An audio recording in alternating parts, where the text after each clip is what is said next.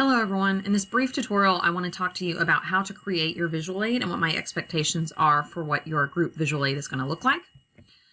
The first thing that I want you to do for your entire group visual aid is to start with an introductory slide. So only the title of the speech needs to be on there, and either your names or nothing can be the subtitle. So you don't need to actually put your entire introduction written out on the slide.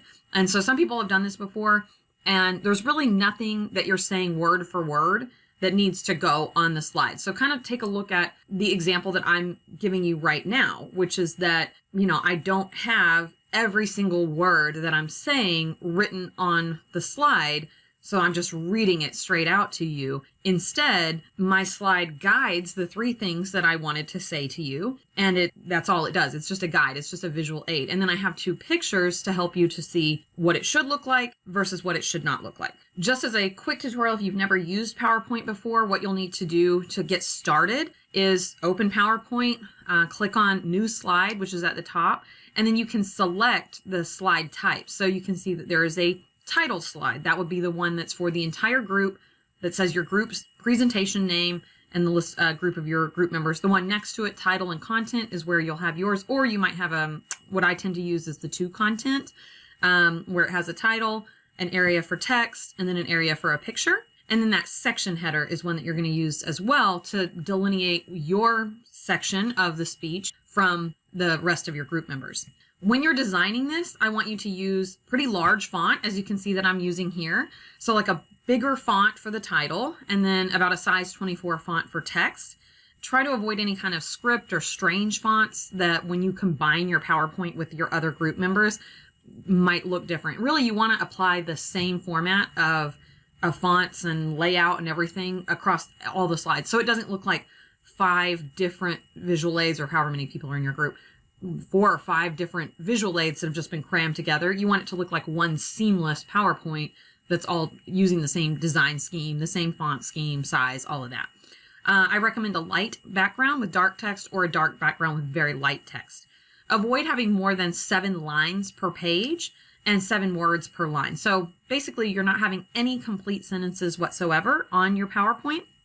Again, it's just a guide to help your audience stay along with what you're trying to say and help you to remember what you want to say as well. I encourage you to include an image or a graphic on each slide. So each of you will need 2 or 3 slides that has content on it. So your section header, your introductory slide, that doesn't count as any of your content slides. So you'll need 2 to 3 slides that contain content, should be relevant to what you're saying. So whatever is in your speech, it should be relevant to your points. Appropriate, so no gross pictures or sexual images or anything like that. And then you need to cite that image properly as well. And so let me show you how to cite. So you can see in the example here that I have a title and my little image of a slide. I have a good size title. I have about 4 or 5 bullet points here. Then I have an image. The image takes up about half of the slide, and I have cited it. So to cite an image, you want to add the image, and then at the bottom of the screen, insert a text box, and it'll say whatever is at the top of where you pulled that image.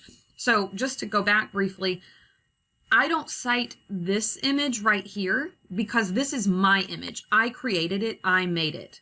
And so it belongs to me. There's no one to cite other than myself. But this image, I pulled from the internet. I pulled it from quickmeme.com. So I'm going to give credit to quickmeme.com. And I don't need to put the /meme/3p7jvt. I don't need to put all of that information.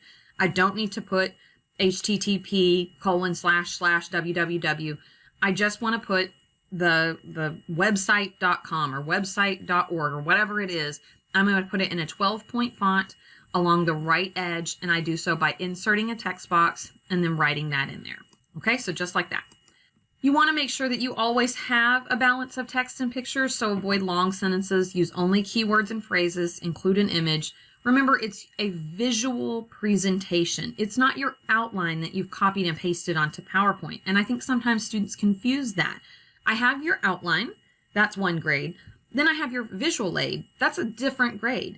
And so if If I were asking you to have an outline in Microsoft Word and also an outline copied and pasted onto several slides in Microsoft PowerPoint, that's just a waste of your energy and resources. So let's not do that. It's two different things and it's two different skill sets. Outline would be writing your speech out. Visual aid is presenting your information visually in a way that helps the other people understand what it is you're trying to say, similarly to what I'm doing right now. So as I mentioned before, use a section header slide to transition between each group member. So when you're done with your speaking portion, you might put Jane Smith and then in the little space below what her information is right here. For your conclusion, just insert a blank slide. You don't need to have, like you've seen people, or like I've seen people do before, they have one little bullet that says recap of speakers and their points and another one that says closing thought. Don't do that. Just put a blank slide at the end and actually say your conclusion out loud. So your conclusion elements would be saying, first so-and-so told you this, then the next person told you this, the next person told you this, the next person told you this, and I ended with this. We hope that you've learned a lot about X, Y, and Z today. That's your conclusion. You don't need to have that written on a slide. You're just saying that. So you're just going to have a blank slide for your conclusion. As you're speaking, there's nothing on the screen, and that's exactly how it should be. So I hope that this has been helpful to you, and I hope that if you have any additional questions about your visual aid, you'll let me know. One thing I want to note is that you're each turning in your individual slides first for a grade, and then you're grouping them together. That's where you'll add the introduction, the section headers in between each one, the blank slide is the conclusion, and where you'll have a similar format and design schema going all the way across everyone's slides. All right, I hope that helps. Take care.